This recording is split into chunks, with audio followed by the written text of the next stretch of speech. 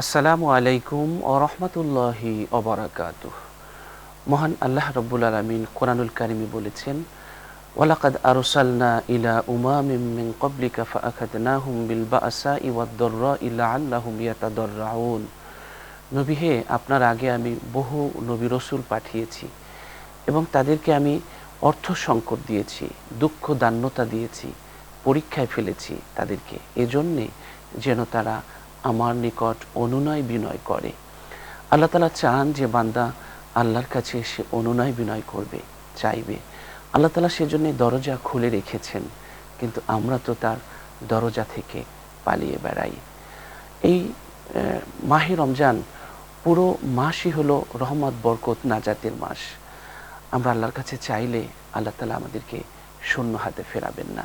তাই আসুন আমরা ইফতারের পূর্ব মুহূর্তে আল্লাহর কাছে আমাদের সকল আবেদন নিবেদন করি এবং আল্লাহর কাছ থেকে আমাদের চাওয়া পাওয়াগুলো আমরা অনুনয় বিনয়ের মাধ্যমে আদায় করে নেই।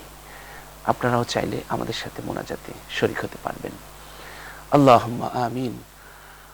রব্বানা যালামনা আনফুসানা ওয়া ইল্লাম তাগফির লানা ওয়া তারহামনা লানাকুনান্না মিনাল খাসিরিন।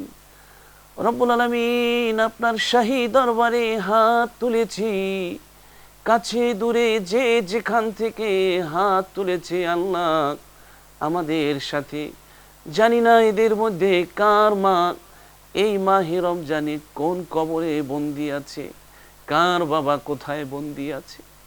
যখন দোয়া করি তখন মনে হয় মা বাবা কান্দে আর বলে, বাবা ওই যে রেখে গেলি রে, আর তো খবর নিলি না।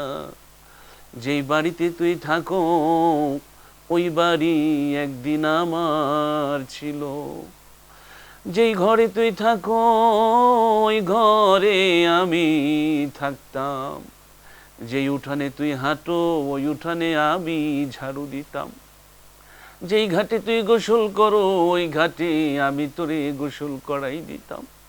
ওই যে রেখে গেলি রে, আর তো খবর নিলি না। রব্বুল আলামিন যেই হাত দুখানা দিয়ে মা বাবা ভাত খাওয়াই দিত, ওই হাত দুখানা কবরের মাটির সাথে তুমি কেমনে মিশাই দিলা। যেই মুখ দিয়া মা বাবা দোয়া করতো আল্লাহ, ওই মুখখানা কবরের মাটির সাথে মিশে একাকার হয়ে গেছে।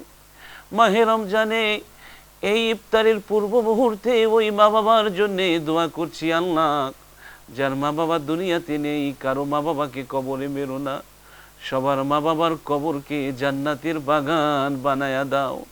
সুবহানা রাব্বিকা রাব্বিল ইজ্জাতি আম্মা ইয়াসিফুন ওয়া সালামুন আলাল মুরসালিন ওয়ালহামদুলিল্লাহি রাব্বিল আলামিন।